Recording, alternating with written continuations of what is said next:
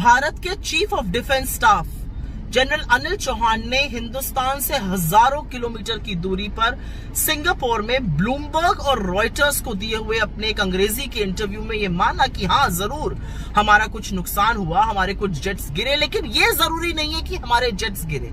यह जरूरी है कि ऐसा क्यों हुआ, उनको क्यों गिराया गया और उसके बाद हमने क्या किया। और उन्होंने बताया कि हमने रीस्ट्रैटेजाइज किया और हमने घर में घुसकर उसके बाद पाकिस्तान को मारा, पाकिस्तान के एयरबेस काफी अंदर जाकर तबाह किए।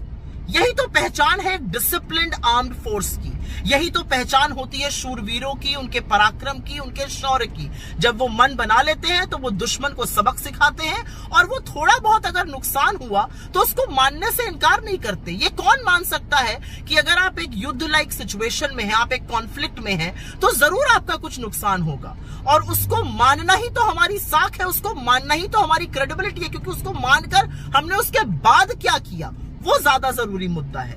लेकिन सरकार उस पर लीपापोती क्यों कर रही है? नरेंद्र मोदी क्या छुपाने की कोशिश कर रहे हैं? ये अपने आप में संशय पैदा करता है, क्योंकि ना वो सिर्फ देश को भ्रमित कर रहे हैं, वो असल में सेना के मनोबल को कमजोर कर रहे हैं। उस सेना के मनोबल को जिसने पाकिस्तान को नाको चने चबवा दिए, और आप उनके इतने बड़े कीर्तिमान को छुपा छुपाई खेलकर, लीपापोती कर कहीं ना कहीं उनका मनोबल तोड़ रहे हैं। एक और बात, आज जब जनरल चौहान ने ये बड़ी बात बोली तो उन्होंने डिसिप्लिन आर्म फोर्स की तरह बात करी, लेकिन बीजेपी का जो इकोसिस्टम है, जो दोरुपल्ली के ट्रोल हैं, वो खड़े हो गए ये कहने के लिए कि ऐसा करके CDS chief of defence staff ने नैरेटिव खराब कर दिया है। अब वो समझाएंगे कि चीफ ऑफ डिफेंस स्टाफ कब, कहां, कैसे, क्या बोलेगा। ये वही लोग हैं जो विक्रम मिस्री के पीछे पड़ गए थे, उनकी बेटी को नहीं बख्शा था, और अब ये जनरल चौहान के पीछे पड़ गए। लेकिन असलियत यह है कि इन लोगों को किसी चीज की कोई समझ नहीं है। ये लोग सिर्फ ट्रोल कर सकते हैं। इनके जब सच और तर्क बोला जाता है, और तर्क बोलना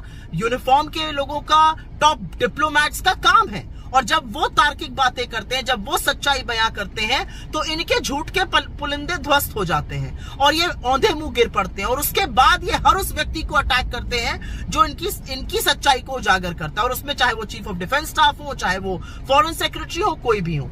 लेकिन यहां पर एक बात जरूरी है समझनी, ये वो लोग हैं जो सेना को कैसे लड़ाई लड़नी चाहिए, किसी खिलाड़ी को कैसे खेल खेलना चाहिए, किसी जज को जजमेंट कैसे देना चाहिए, ब्यूरोक्रेट को कैसे काम करना चाहिए, ट्रेड कैसे होना चाहिए, हर चीज का इनके पास जवाब है। असल में ये कुछ नहीं जानते, कुछ नहीं समझते हैं, और ये हर उस व्यक्ति के ऊपर आक्रमण करने को तैयार है जो इनके झूठ के पुलिंदे को ध्वस्त करता है। और यही काम आज ये हमारे चीफ ऑफ डिफेंस स्टाफ के साथ कर रहे थे। लेकिन सवाल आज इस बात का है कि जो बात चीफ ऑफ डिफेंस स्टाफ ने सिंगापुर के एक इंग्लिश इंटरव्यू में कही, क्या वो बात रक्षा मंत्री और प्रधानमंत्री इस देश को, इस देश के सदन को, इस ऑल पार्टी मीटिंग में नहीं कह सकते थे? दो मीटिंग हो गई, वहां पर कुछ नहीं बताया गया।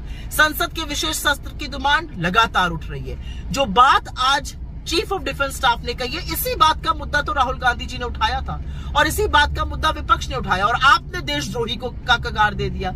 दिक्कत की बात यह है कि लोकतंत्र में छुपाया नहीं जाता है। लोकतंत्र में शूरवीर सच बताते हैं, और उस सच के बाद हमने हौसला और हिम्मत रख के क्या किया ये भी बयां करते हैं। ये काम चीफ ऑफ डिफेंस स्टाफ ने किया है, लेकिन नरेंद्र मोदी कुछ तो छुपाने की कोशिश कर रहे हैं। वो क्यों कर रहे हैं इसका जवाब सिर्फ वो दे सकते हैं, लेकिन इस प्रोसेस में वो सेना के मनोबल के साथ और इस देश के विश्वास के साथ जरूर खिलवाड़ कर रहे हैं।